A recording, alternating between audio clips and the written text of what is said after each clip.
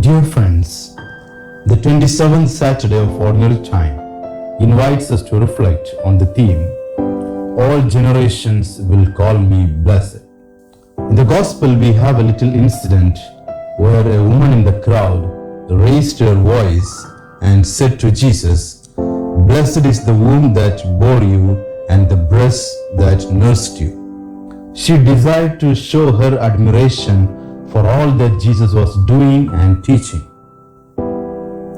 In the woman's words, her admiration of the Son is transferred to his mother. Perhaps the woman in the crowd does not know that in pronouncing these words, she is even fulfilling Mary's prophetic statement in the Magnificat.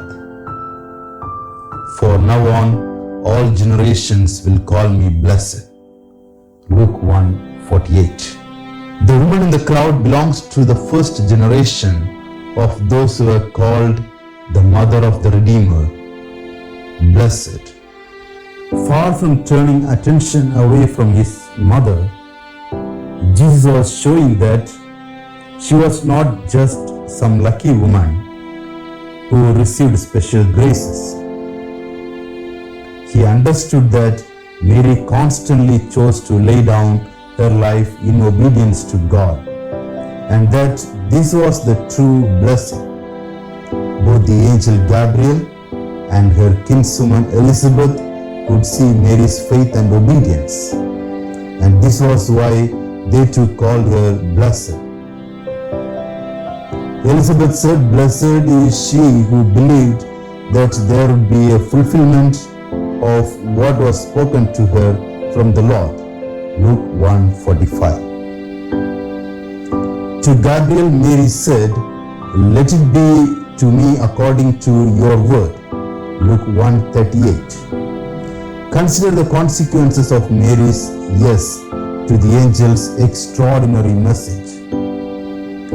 Imagine you are a young woman engaged to be married, and now you are willing to accept God's will to become miraculously pregnant before you and your husband have come together. This might be a little difficult to explain to your mother and fiancé, not to mention the town gossips. Wouldn't you want to suggest that God delay the miracle until after the marriage? Does the world really need to know it was a virgin birth? Did she really have to risk being stoned to death for the sin of adultery? Mary's act of faith and obedience is extraordinary. She deserves to be called the new Eve, for like Eve, she had free will, but unlike Eve, Mary trusted, believed, and obeyed. This is the woman Jesus knew as his mother. He saw her blessedness in her wisdom, strength, faith, and obedience. We too can be blessed if we seek to hear from the Lord and put his words into practice. Let us pray. Lord, you have called us into the great blessing of being your disciples. May we learn to trust and obey you just as Mary did. Help us also to count the cost, for you have said that we cannot follow you unless we deny ourselves. Amen.